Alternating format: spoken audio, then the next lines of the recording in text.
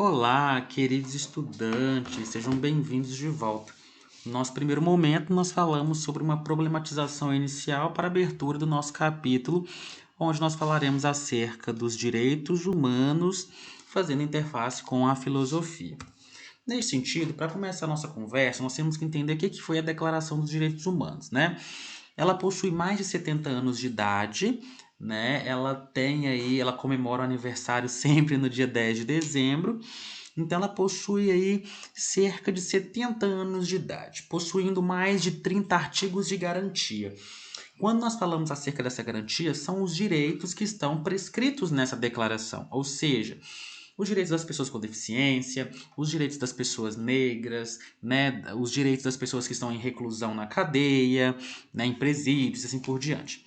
Nós temos que entender ainda que garantir esses direitos não é fácil em virtude das questões culturais dos diferentes países, até porque tiveram alguns países que fizeram a adesão dessa questão da Declaração Universal dos Direitos Humanos de forma mais tardia, e nós temos que entender que alguns desses direitos ainda são desrespeitados em virtude de por exemplo, governos, ou por exemplo, atitudes da sociedade, ou por exemplo, preconceitos, discriminações que vão ferir esses direitos que estão inclusos nas declarações dos direitos humanos.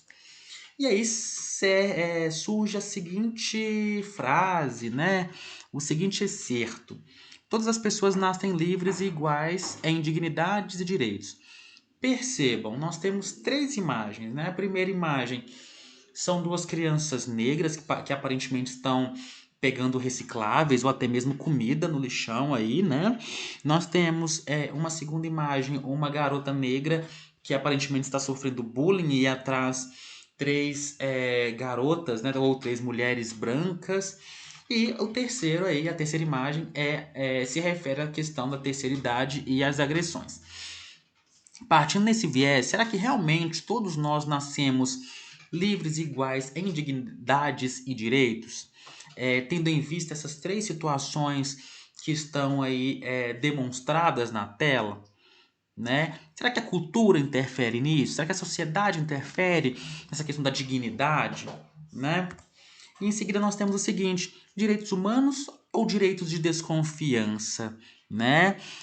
Para uns não passam de direitos de bandidos, para outros trata-se de uma invenção hipócrita do Ocidente, né? Algumas pessoas, alguns teóricos acham que essa declaração dos direitos humanos, essa perspectiva de proteção à diversidade e às minorias, é uma invenção do Ocidente com o intuito de trabalhar aí tudo que é a questão da, do liberalismo, vamos dizer assim, né?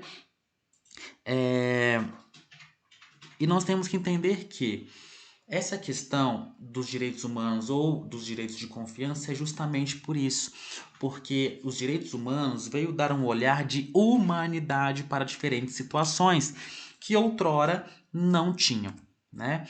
E aí nós temos o quê? Casos de violação dos direitos humanos de 1970 a 2004. Antes de nós falarmos sobre esses casos, nós temos que entender que o Brasil passou por uma ditadura militar, né, muito complexa, muito difícil, onde se fazia terrorismo com as pessoas, né, onde existia um autoritarismo muito grande, né, e onde se faltava a democracia, né? Existia explicitamente a tortura e a violência, onde as pessoas menos favorecidas também não tinham vez, né? Se eram pobres, iam continuar pobres, se eram invisíveis, iriam continuar invisíveis. E se sofriam violências, continuariam sofrendo violência, né? Até porque nós não tínhamos órgãos judiciários, legislações e políticas públicas para defender essas pessoas, né? Neste contexto, muitos casos ficaram omissos, né? Porque as pessoas tinham medo de denunciar. Não se tinha proteção à mulher, não se tinha proteção à criança, feminicídios, né, aconteciam diariamente, como acontece hoje também a cada minuto.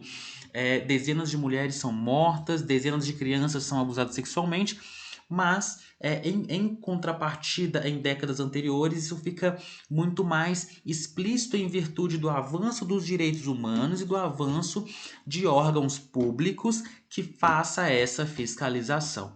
Nesse contexto, nós temos aí no quadro à esquerda alguns casos de violência de direitos humanos de 1970 a 2004, são 34 anos. E nós temos aí somente 10 detenção arbitrária, tortura cometido pelo governo brasileiro. É muito pouco, vocês não acham? Né? Para quase 35 anos. Violência dos direitos de povos indígenas são só 2 registros? Ou será que isso está um pouco equivocado em virtude da falta de políticas públicas para a prevenção e para o cuidado deste povo? Violência rural 13, violência policial 34, isso aí era justamente em virtude da ditadura militar, onde as agressões eram muito explícitas, mas a gente sabia que não resolveria, né? 5, violações de direitos da criança e adolescente. 4, violência contra a mulher, 1, discriminação racial, e 6, violência contra defensores de direitos humanos, que era muito comum, né? As pessoas que iam defender, que iam para a rua, que iam se manifestar, não é verdade? E nós temos aqui uma outra concepção que nós vamos analisar alguns dados, né? Observem a imagem que está à esquerda, é uma obra de arte, foi uma pintura, foi um movimento que foi realizado, né, que chama Intolerância, instalada na usina, né, do gasômetro durante o Fórum Mundial da Educação em Porto Alegre de 2003. Nesse sentido, né, na instalação Intolerância, né, do artista goiano Sayron Franco, o impacto da simulação dos corpos amontoados traz a trágica lembrança, então, do que nós chamamos de ditadura militar, né? Ou seja, foi um ato revolucionário, um ato para chamar atenção em um período onde estava se passando pela redemocratização do país, né? Onde o país já estava trabalhando com a sua ratificação dos tratados internacionais, né? A adesão aí aos direitos humanos, a necessidade de solução jurídica, o que antes não existia em virtude da falta de políticas públicas, e agora nós já temos órgãos específicos para a defesa desse público. Nós temos uma mentalidade, né, que permanecia, a mentalidade de permanência e aumento do número de casos de violência, né? Até porque os casos de violência já existiam, porém agora nós já estamos trabalhando com seu registro. Caminhando um pouco mais, nós entramos nos conceitos de direito natural e direito positivo. O direito natural é aquele que se passa de geração a geração, é aquele que não está escrito, né? Nós podemos dizer que as questões éticas, morais, as questões do que se considera certo e errado, né, de uma sociedade pode ser considerado como um direito natural, né? E o direito positivo é aquele direito que está escrito, aquele direito que que possui os seus dispositivos legais, como por exemplo o nosso direito penal, o nosso direito civil, o nosso direito político e assim por diante. Caminhando um pouco mais na história, nós entramos então na prudência na Grécia Antiga, né, e em Roma. Durante o período clássico da Grécia Antiga, os filósofos elaboraram, né, teorias sobre o direito e a justiça, conceito que para eles se confundiam. Não fazia sentido pensar num direito que não fosse ao mesmo tempo justo, né? Ou seja, se é correto, é justo, se não é correto, não é justo, logo não é direito, tá? E nós temos também, segundo Aristóteles, a prudência em grego é uma qualidade moral necessária ao exercício da atividade filosófica e política, também chamada de sabedoria, né? Seria uma virtude moral que levaria os indivíduos, por meio da ponderação dos discursos contrários, a discernir entre o certo e o errado, o justo e o injusto. Ou seja, através dos princípios da sabedoria, nós conseguiremos fazer este discernimento daquilo que é correto, daquilo que não é correto, através de um discurso, tá?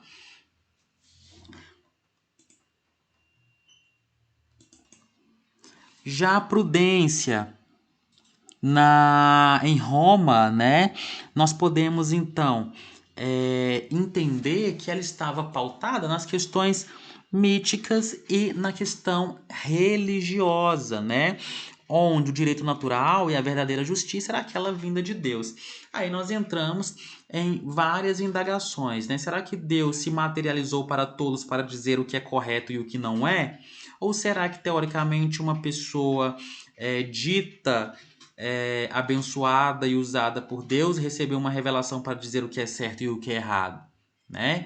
Então, isso foi sendo desmistificado à medida que o pensamento racional foi avançando, o pensamento mítico foi deixando de ganhar espaço.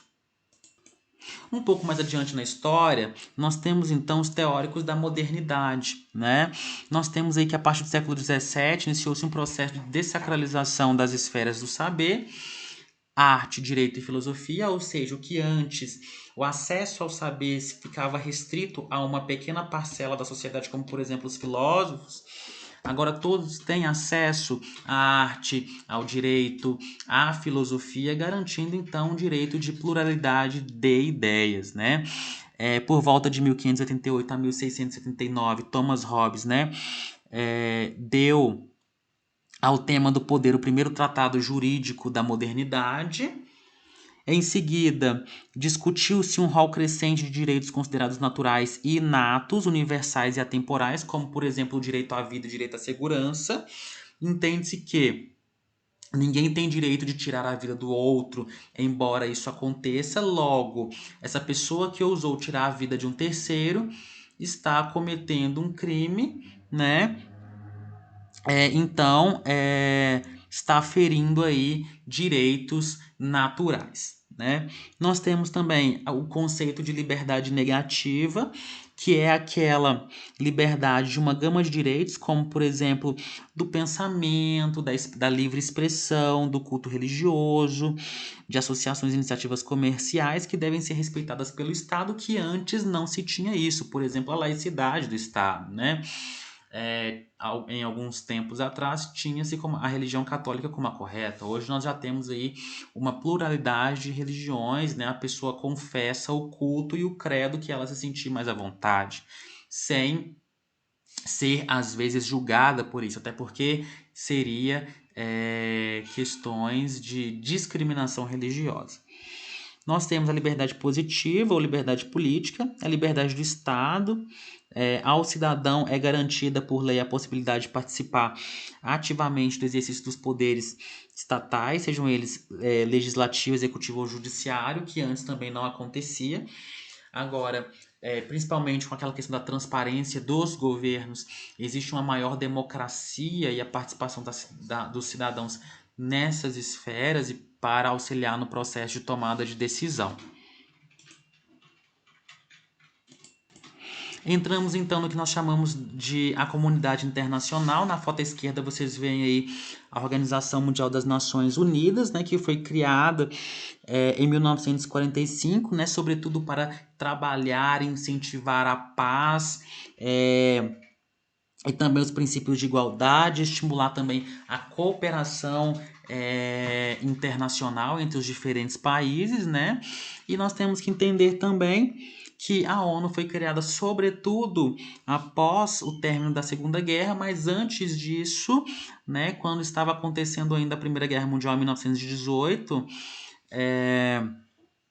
nós temos que entender que um tratado internacional assinado por 44 países deu origem à Liga das Nações, né? Um de seus princípios era assegurar a paz, onde essa tentativa foi frustrada em 1939, com a expansão nazista da Europa, principalmente com a ascensão do poder a Hitler, né? Foi o fim da Liga, que não chegou a completar os seus 20 anos de existência, mas teve aí o seu papel no incentivo, na influência da criação da ONU em tempos depois. Daí então nós chegamos em 48, né, com a promulgação da Declaração Universal dos Direitos Humanos, que foi aprovada por uma das Assembleias Gerais da recém-criada ONU, né, e onde essa declaração foi utilizada para desenvolvimento de outros tratados internacionais de dispositivos legais, como, por exemplo, do direito civil, do direito político, do direito internacional econômico, social, e também aquelas questões culturais.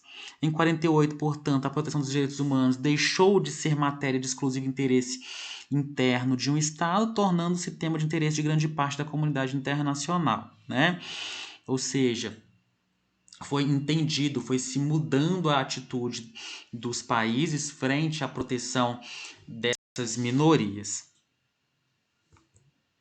E aí nós chegamos, então, na ordem internacional após 1948, onde nós temos algumas inovações conforme estão apresentadas na pirâmide, como, por exemplo, a universalização, a indivisibilidade e a participação. Quando falamos, então, sobre a universalização, nós temos que entender que os direitos humanos não são universalizáveis, mas também não são universais, pois não são eternos e imutáveis, ou seja, eles se modificam com o tempo em virtude das novas demandas e dos novos públicos que precisam que seus olhares sejam voltados para eles. Nós temos aí também a indivisibilidade, né? O que seria essa indivisibilidade? Né? Os direitos humanos não são indivisíveis, ou seja, eles acompanham uns aos outros e se complementam, como, por exemplo, os direitos humanos, por exemplo, que vão de encontro com a economia, com a cultura, com a questão da cidadania, né? Ou seja, eles sempre têm que estar juntos, preconizando um discurso social da cidadania, né? E por fim nós temos a participação, conforme o próprio nome já diz, a participação do sujeito ativo exercendo seus direitos de cidadania em uma sociedade contemporânea e atuando juntamente com o Estado para as decisões de uma nação, tá?